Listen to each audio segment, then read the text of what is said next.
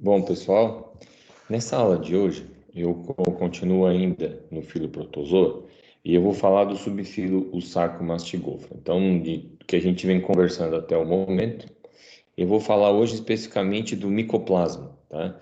Que é um dos menores organismos que faz divisão celular. Então, é considerado uma bactéria, tem algumas características peculiares e é bastante interessante porque ele se tornou um problema muito grave, principalmente em felinos. Inclusive, felinos selvagens, eu já encontrei micoplasma parasitando. Então, ele é um organismo comum, né? Vocês podem ver aí um leucócito entre as hemácias indo atrás de uma bactéria. Então, esse é um dos tipos de micro-organismo que os nossos leucócitos combatem e quando eles estão circulando. Então, outra parte interessante do hemoplasma é que ele era classificado com outros nomes, né? Então tinha Hemobartonella, Epitrozoom, e aí, por uma reclassificação, por uma reavaliação, ele saiu do grupo da Hemobartonella, de gênero Hemobartonella, e virou no grupo dos hemoplasmas, que a gente chama de gênero Mycoplasma. Então o tamanho não mudou, mas começou a se entender melhor que os hemoplasmas, eles não têm uma parede celular. Eles não são cultiváveis e eles não tinham necessariamente um parasitismo intracelular. Então essas mudanças, né, fez com que se repensasse de dentro do grupo que estava antes, que era na plasmatácea, para virar o micoplasmatácea. E numa reavaliação, então dá para ver bem aqui, ó, os hemoplasmas num grupo à parte, num grupo diferente. Então, a enfermidade, né, que era a hemobartenelose, muito discutida, sempre muito acompanhada, ela é tratada como hemoplasmose.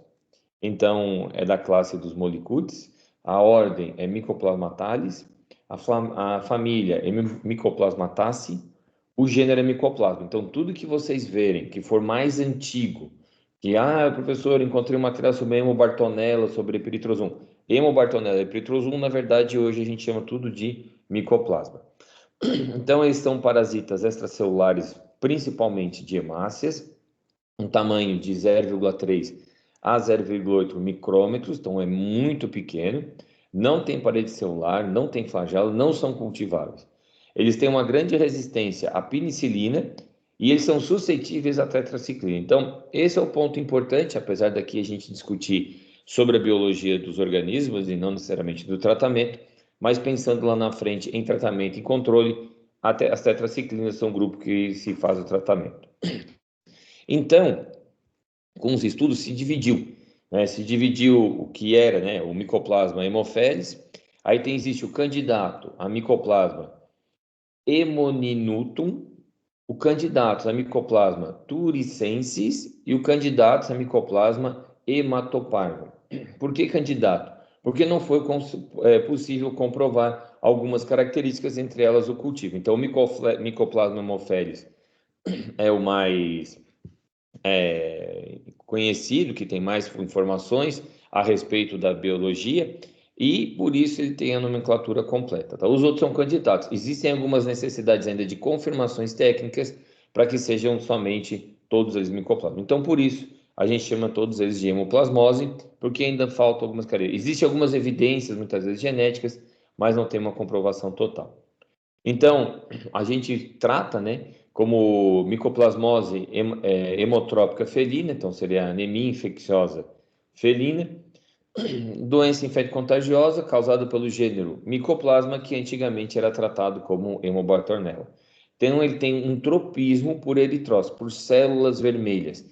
E isso é importante para a gente já entender lá na frente os sinais clínicos. Existem agentes que vão para a parede celular, existem agentes que vão para a leucócito, cada um com uma característica. Se vai para a hemácia, eu já sei que vai ter alguma relação com sangue, com sangramento, alguma coisa assim. Então, são conhecidas como micoplasmas hemotrópicos, ou seja, por atração por células, né? Hemoplasma, que vão para o sangue. E os gatos têm os 3 hemoplasmas que já são descritos até hoje, então, o micoplasma Haemophilus, que antigamente era o tratado de Hemobartonella felis, o micoplasma Hemanomitum, que antigamente era uma variedade que existia na Califórnia, e o micoplasma turicense, que foi primeiramente descrito na Suíça e depois da reclassificação anatômica virou um turicense. Então era tudo micoplasma, né? tudo é uma Bartonella, que virou, agora são todos micoplasmas, mas foram diferenciados por características genéticas diferentes. Então, a palavra se mantém, então, candidatos, porque eles ainda não conseguiram ser cultivados. Então, existem escassez de características taxonômicas e bioquímicas, como eu havia falado, exatamente que como não foi possível cultivar, eu não consigo amplificar a quantidade de organismos, não consigo fazer alguns testes perante a ciência. Então, é tratado como candidato.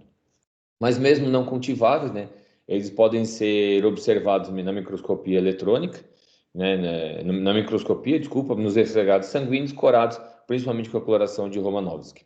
Então, são bactérias epicelulares com um tamanho muito pequeno, pleomórficas, elas podem ser arredondadas, podem ser ovaladas, elas ficam aderidas na superfície dos leucócitos de formas individuais ou em sequência, né, em pequenas cadeias, e os hemoplasmas são geneticamente relacionados a bactérias gram-positivas, que se coram com a coloração de gram.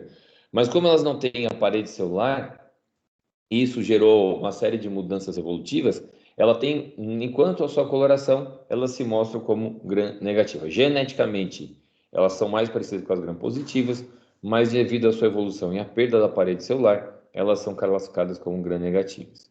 Então, aqui mostrando um esfregaço sanguíneo, onde dá para ver as bactérias aderidas a diversos leucócitos, a diversos eritrócitos. Dá para ver aqui um leucócito, tá? Nesse caso aqui um linfócito, algumas plaquetas, um corpúsculo de Raul-Joly, que dá para ver aqui nessa hemácia, mostrando como é que a gente normalmente identifica um esfregaço com esse organismo. Então, o Mycoplasma haemophilus, ela é uma bactéria patogênica com ampla distribuição mundial, tem um impacto principalmente na saúde de gatos domésticos, vai causar uma anemia, por isso a atração pela hemácia é importante, vai causar uma anemia por infecção aguda, independente de tratamento com antimicrobiano, esses gatos eles acabam apresentando uma infecção crônica na maioria das vezes.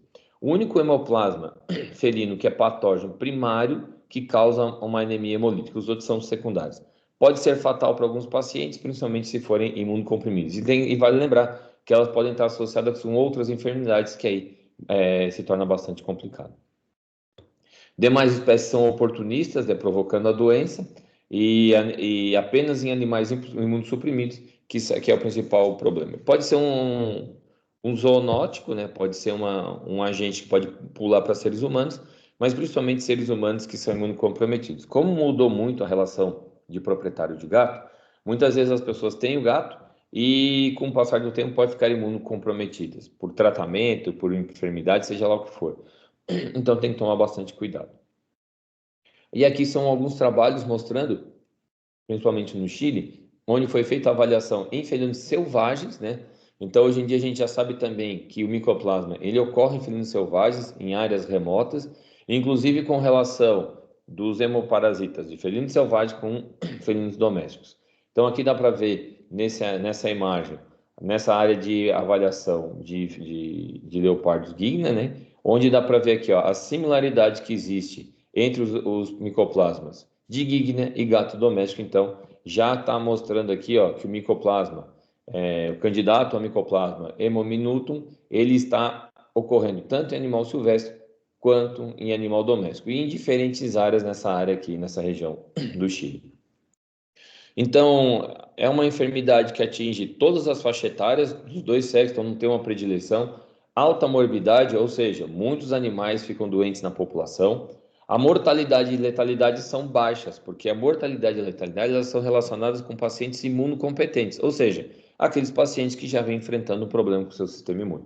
A forma aguda da doença, ela tem com alta letalidade, ela é mais encontrada em pacientes imunossuprimidos ou algumas vezes esplenometrizados. Então, se o animal perde o baço e ele tem alguma alteração de imunossupressão, num quadro agudo ele pode se tornar mais grave. Então, a imunossupressão é um fator de risco importante para felinos, por isso FIV e FeLV com infecções, retirada de baço, neoplasias, tudo são problemas que chamam atenção quando a gente suspeita de micoplasmose.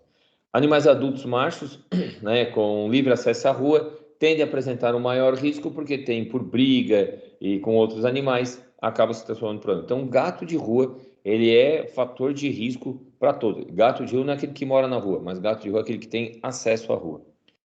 As formas de transmissão elas são pouco compreendidas.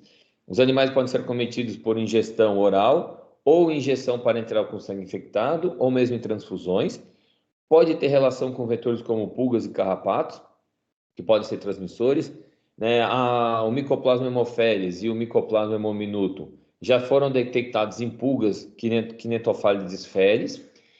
Os estudos da transmissão utilizando pulgas infectadas não foram conclusivos, então já foi identificado que a pulga tinha no seu interior, provavelmente porque sugou o sangue de um gato infectado, mas ainda não se entende o seu papel. O Mycoplasma, o candidato Mycoplasma haemominutum já foi encontrado também em carrapato, do gênero Ixodes, então existe uma relação na infecção do hemoplasma em filhotes recém-nascidos que sugere uma transmissão transplacental, né? Então, ele é pequeno, lembre-se que ele é um dos menores, então isso poderia também facilitar a transmissão, mas ainda não foi confirmado. Então, por ser uma bactéria de distribuição mundial e uma prevalência alta, que pode chegar de 15 a 30% dos gatos anêmicos, e ela vai estabelecer também uma infecção crônica, então é um problema muito grave. E a gente não pode esquecer dos retrovírus, né, que cada vez são mais comuns em gatos domésticos, e ele sendo um cofator, piora bastante o quadro do paciente. Então, filogeneticamente mais relacionado com micoplasmas, que são patogênicos, né, de seres humanos, então por isso o Mycoplasma haemophilus ele tem chamado bastante atenção. Pode ser um problema para humanos imunocomprometidos, então com base diagnóstica em PCR, reação em cadeia polimerase, com 20% de gatos domésticos anêmicos ou doentes, eles podem ser portadores de hemoplasma.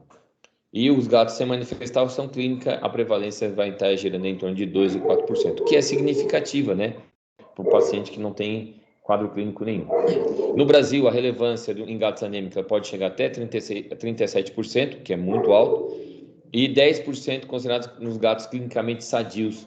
Eles podem estar infectados com Mycoplasma haemophilus. Então é importante, principalmente quem for trabalhar com gatil, gato abandonado ou gato de rua, prestar atenção em micoplasma para poder fazer o controle. E se estima, né, que o número de gatos no Brasil hoje seja 17 milhões de animais. 1,5 milhão de gatos, eles estão infectados com o Mycoplasma haemophilus. Então, são vários animais, é um número muito alto e um problema bastante grande na clínica de felinos. Atualmente não há um tratamento que elimine completamente a bactéria do hospedeiro infectado e ela se torna cada vez mais relevante. Em alguns casos são resistentes à penicilina, principalmente, são sensíveis à tetraciclina, então o tratamento ele tem que ser bastante monitorado. De etiologia também, né? Então, antigamente era animal tratado como Hemobartonella felis, foi descrito em 1953 pelas características morfológicas, tinha uma boa resposta ao tratamento com alguns antimicrobianos e possivelmente ela era transmitida por artrópodes, né? Então foi classificada no grupo das Rickettsia, então Rickettsia, na família Anaplasmatácea e chamada de Hemobartonella. Com os novos avanços, com as novas técnicas, principalmente com o uso do gene 16S RNA, ela foi reclassificada, então viu que existia uma similaridade muito maior e ela entrou então na classe dos molicutes, do Mycoplasmatácea e é considerada hoje então chamada Mycoplasma. A Hemobartonella, então, ela é classificada em dois grupos, né? A forma grande, que era a isolada, que foi encontrada nos Estados Unidos na região de Ohio, e a pequena, que tinha sido encontrada na região da Califórnia, que é menos patogênica e é menor. E aí foi, então, reclassificada a grande como Mycoplasma haemophilus e a pequena, que tinha sido encontrada somente na Califórnia no primeiro instante, se viu que se isolou também na Suíça, em 2005, então foram também separados como candidato a Mycoplasma haemominutum, a da Califórnia, e candidato a Mycoplasma turicensis, a da Europa, em 2005.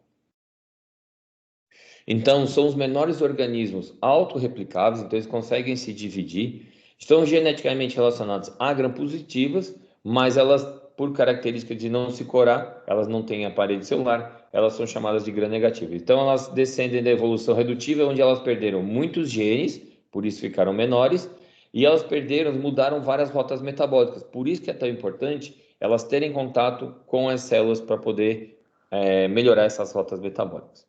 Então, o genoma de algumas espécies de hemoplasmas foram completamente sequenciados, né? O de Hemoplasma haemophilus, ele tem único com um cromossomo circular. O tamanho é 1.155.937 pares de base, o que é muito pequeno, e é com basicamente composição de guaninas e citosinas em 38% da sua composição. Então, é muita similaridade. O proteoma do Mycoplasma haemophilus, ele acaba tendo bastante abundância de genes parálogos, né? 71% de todas as sequências codificadoras de proteínas são parálogos, e o pool de parálogos é uma fonte rica de epítopos, que são parte dessas proteínas, que podem variar para escapar do sistema imune do hospedeiro e estabelecer a infecção crônica. Então, a epítope é normalmente a estrutura que vai estimular a produção de resposta imune também.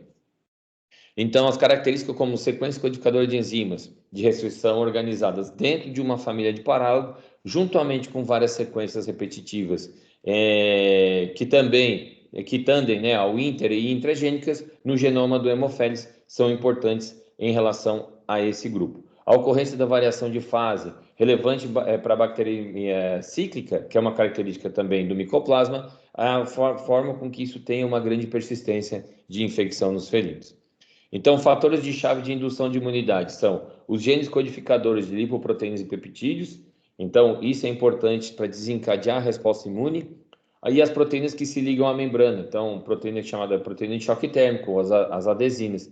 E a variação da expressão gênica de lipoproteínas, considerada essencial para essa estratégia de sobrevivência desse micro-organismo, elas complicam um pouco a resposta imune dos pacientes. Então, as lipoproteínas, consideradas um dos mais importantes elementos patogênicos para as micoplasmas, ela tem 17 lipoproteínas putativas que já foram identificadas nesse genoma e a maioria delas dentro dessa família dos parálogos que eu já falei anteriormente. Então, o Mycoplasma haemophilus, ele contém poucos genes diretamente envolvidos em virulência. 2 genes foram identificados, né? O gene que codifica uma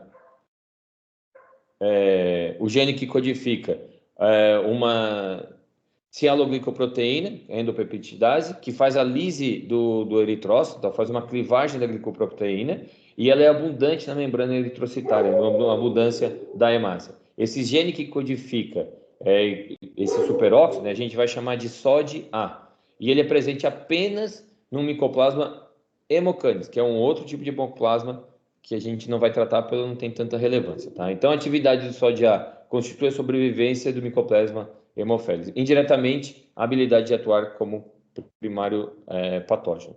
Então, a presença de uma rede de parálogos no genoma do Haemophilus faz com que esse mecanismo ajude a apoiar a sobrevivência desse patógeno do fora. Então, é essa estrutura que vai reagindo, porque vocês imaginem, toda hora o patógeno está por fora e ele é atacado pelo sistema imune, ele tem que ter vários mecanismos para dizer, olha, eu não sou um problema, eu não sou um problema. Então, para isso, é importante. Então, existe um bombardeio do sistema imune do hospedeiro e os hemoplasmas não apresentam não apresentam grande parte das vias metabólicas relacionadas à produção de energia e à síntese de componentes celulares como outras bactérias. Então, eles são muito dependentes de nutrientes pré-formados. Então, a associação com o eritrócito, que pode ter esses nutrientes nas células dos animais, é que facilita a vida do paciente. Então, de fisiopatogenia, os mecanismos da anemia de infecção aguda por hemoplasmas. Então, é uma hemólise extravascular de eritrócitos infectados. Então, principalmente em baço, medula óssea, pulmões e fígado. Como ele vai ficar por fora? Quando passa nesses lugares, as hemácias são arrebentadas, são destruídas, e isso vai dar uma anemia hemolítica imunomediada, porque o sistema imune está arrebentando, está destruindo, o que vai agravar o quadro e vai diminuir a meia-vida, principalmente dos eritrócitos, né? Porque como eles têm na sua membrana aderida essa bactéria, eles acabam sendo destruídos. Vai ocorrer uma retirada de micro-organismos pelos macrófagos do sistema fagocítico mononuclear, que também vai levar a uma remoção dessas estruturas. Então, esses são genomas muito reduzidos, várias rotas metabólicas foram perdidas, eles não conseguem produzir todas as suas necessidades. Anemia pela competição, tanto por nutrientes no plasma, como pelo impacto diretamente no eritrócito. E os eritrócitos e os hemoplasmas, então, eles acabam competindo por glicose, porque é a fonte do ATP. Então, como o hemoplasma ele não consegue produzir, gerar, criar e fazer muita coisa para obter a glicose, eles vão competir principalmente pelo nutriente. O hemoplasma não tem precursor de lipídios, nem de proteínas, né, reduzindo ainda muito mais a sua produção de ATP. Então, essas bactérias são completamente dependentes de retirar, né, da importação de nucleotídeos e vitaminas, que vão precisar retirar do ambiente que elas estão, que é o sangue, para poderem se sobreviver.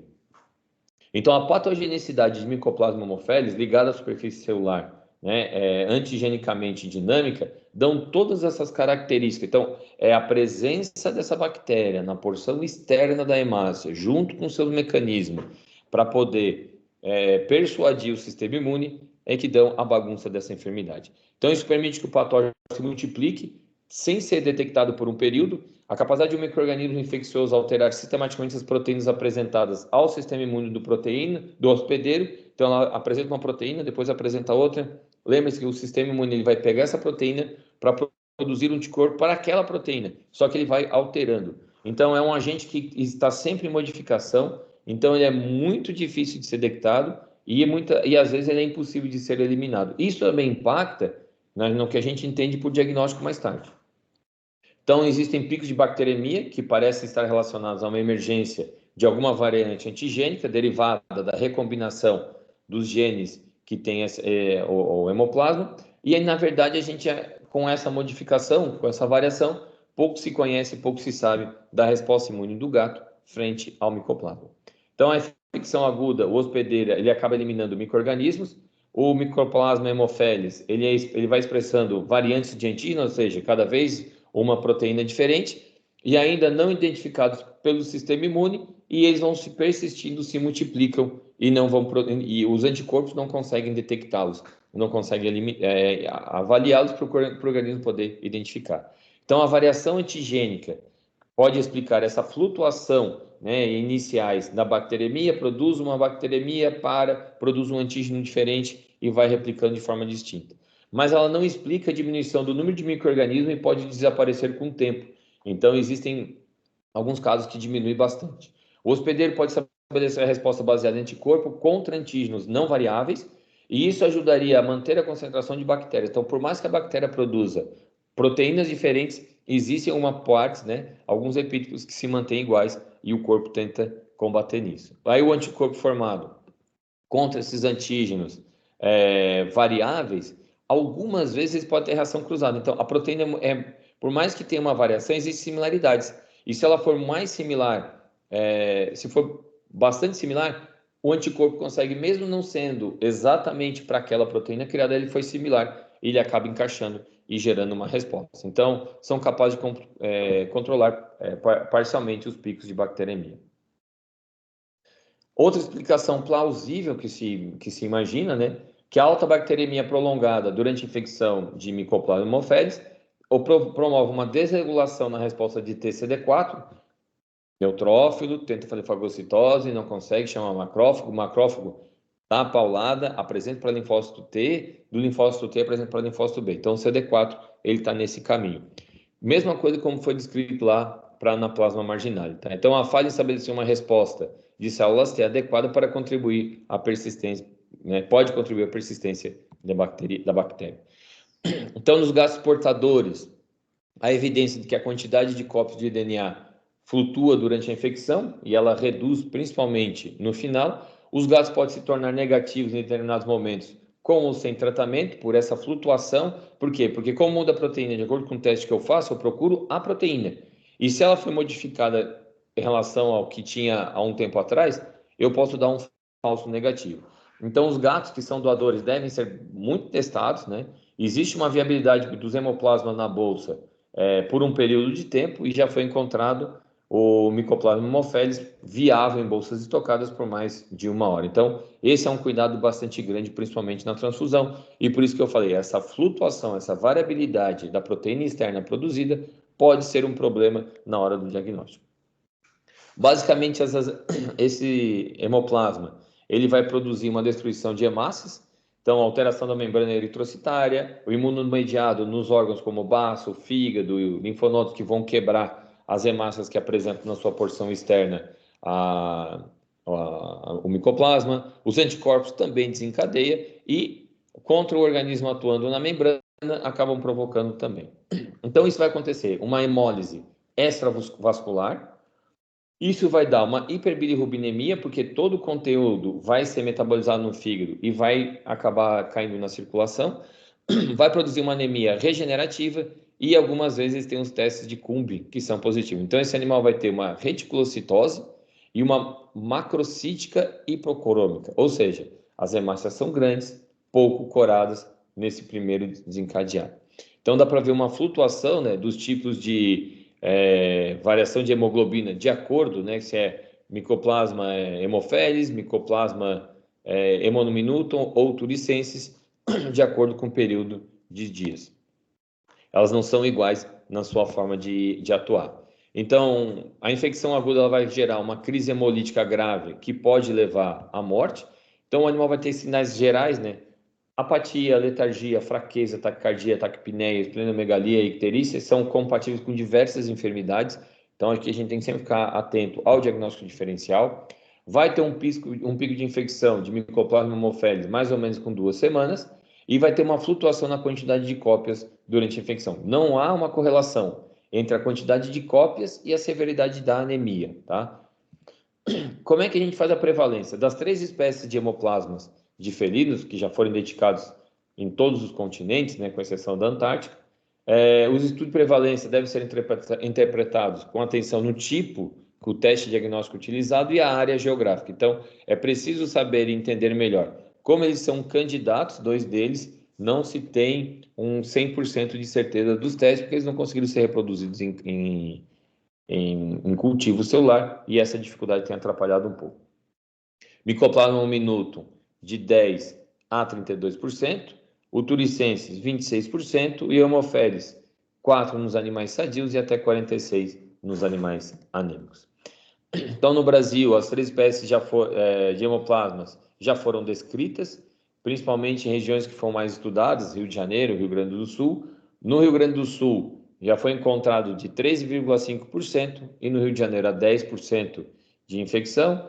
De Mycoplasma haemophilus, 2,2% no Rio Grande do Sul e 4% no Rio de Janeiro. Em São Paulo foram encontrados 10% em gatos sadios e 19% em animais suspeitos.